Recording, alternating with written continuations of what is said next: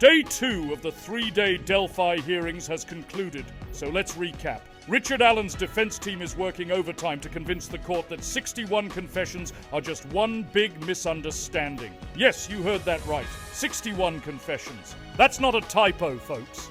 Richard Allen, the man accused of a double homicide, confessed 61 times, and his defense team wants you to believe that none of them should count.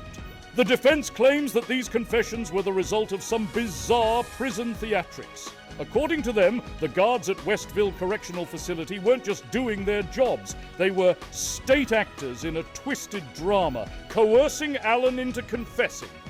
And it doesn't stop there. The defense believes that all the people Allen confessed to, including fellow inmates and even some prison staff, were supposedly following a script written by the prosecution. Apparently, Allen's time in solitary confinement was less about isolation and more about being part of a poorly directed prison play. But then there's prosecutor Slick Nick, who wasn't buying any of it. He disputed the defense's claims quicker than Allen could rack up another confession. Slick Nick argued that Allen's confessions, both verbal and written, were entirely voluntary. And according to some witnesses, Allen's sudden confession spree wasn't the result of coercion, but rather a man on a mission to cleanse his soul after finding the Lord. Because, really, how many people confess to murder 61 times if they aren't feeling at least a little guilty? And just when you thought things couldn't get more peculiar, one defense daddy decided to skip the afternoon session, claiming that he had other obligations.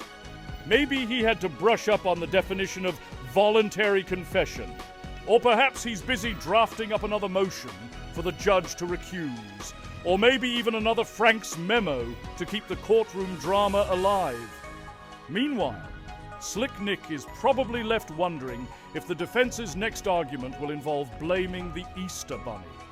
Special Judge Fran Gull, who has the unenviable task of sorting through this legal circus, is taking all of this under advisement. One can only imagine what she's thinking as she weighs the merits of the arguments presented. As for tomorrow, the defense plans to argue that the jury should hear a story about how Odinists, not their client, are the real culprits behind the crime.